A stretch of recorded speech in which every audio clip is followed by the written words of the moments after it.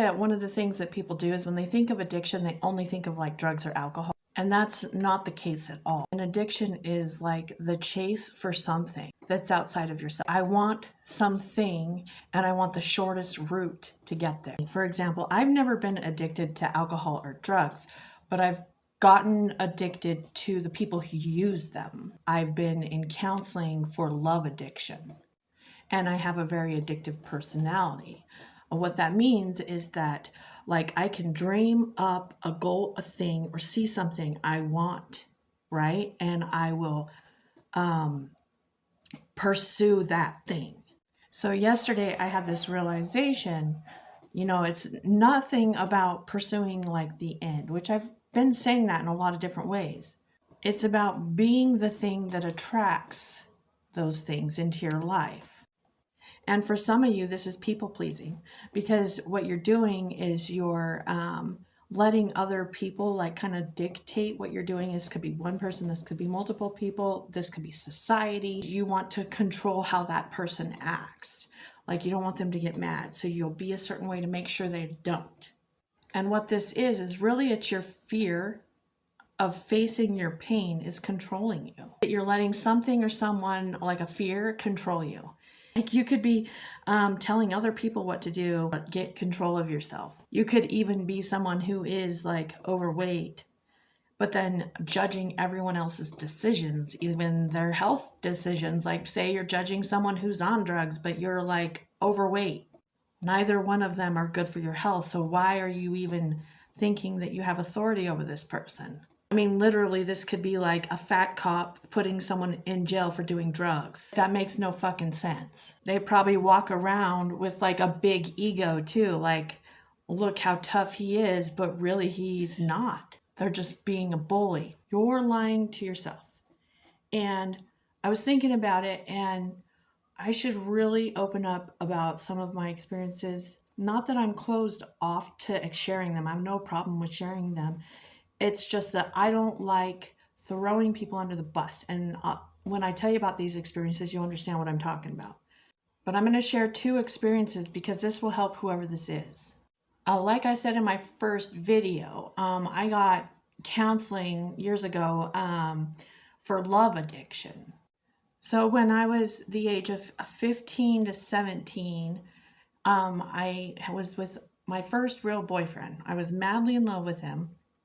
But it became quite toxic to the point where he told me that I had to do everything he said or he would break up with me. He told me I had to start smoking or he'd break up with me. I wasn't allowed to shave my armpits. It got to the point where I wasn't allowed to talk to any boy or guy, not even like at the store. And I did it. He made me wear like all these bracelets and dog tags to say that basically I was his. And like he made me do things like eat dog food. I would do like I got an apartment. Yeah, before I was even an adult or got a house. I rented a house. And he didn't. I had the job, school, the car, and I did everything for him. And then he would sleep and I'd come home and do his chores and all this stuff. And then one day what I was doing was always trying to please him. But I also later on realized I was hiding from him. Like from the moment we got together, I was hiding because I thought that if he knew who I was, he wouldn't want to be with me.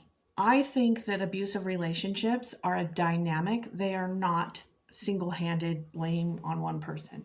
I do not believe that. Now, I want to say this guy that I was in a relationship with, I did freak out eventually and punch him. And I broke up with him a few times trying to break up with him before I actually did, like the last month we were together.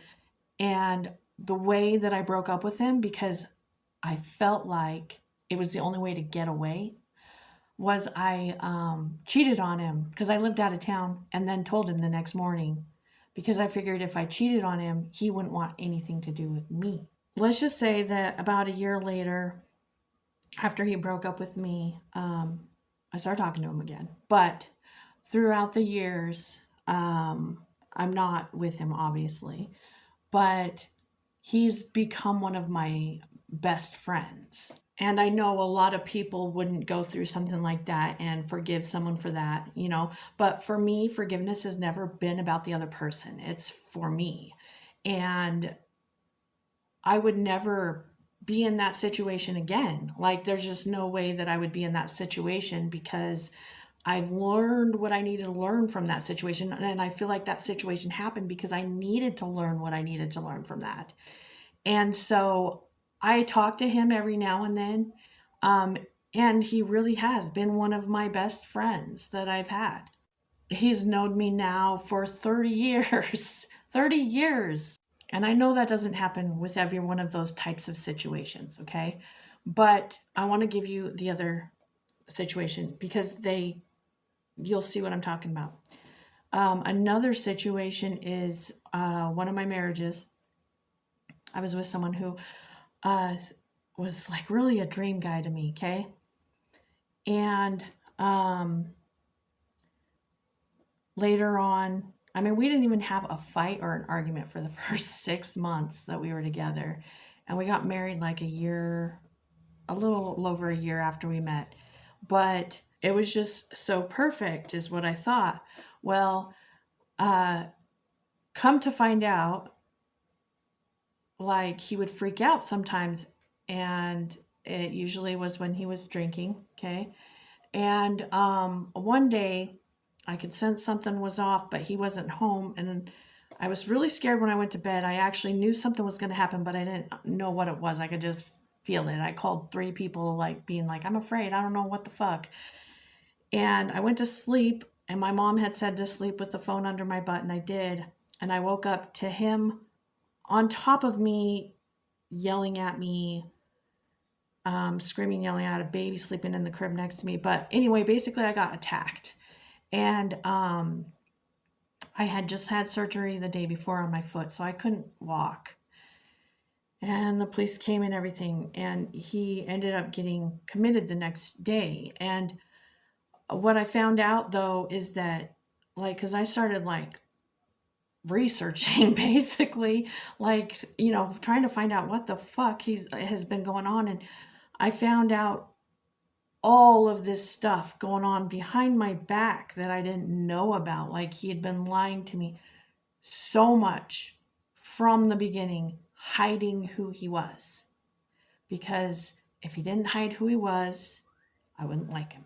Exactly the same thing that I was doing in the relationship that I had before, actually.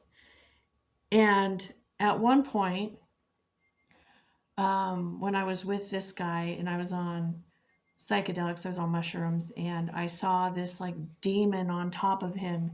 And this demon was telling me, well, okay, so he was telling me I had to obey him. He was God. And I was just like, whatever, you know? But, like, I could see this demon on him, like, almost like controlling him, telling him to tell me that. And what I realized later on is that demon was a reflection of something hiding in me. Because after that incident, I was told I had PTSD, okay? And I was like the best private investigator spy.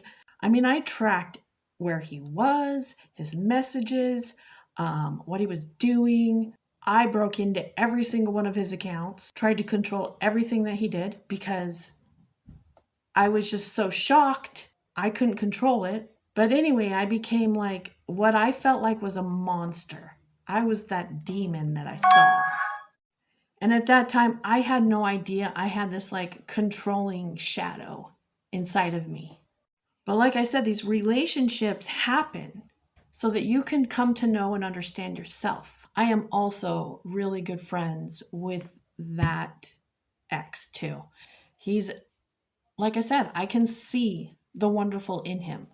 And I can see how I played a part in that story that unfolded for my benefit. And instead, what you're doing is you're becoming the emperor of your own life. You're gaining control of yourself and being yourself and exposing yourself instead of trying to control how people act by being a people pleaser or by trying to control them by forcing it.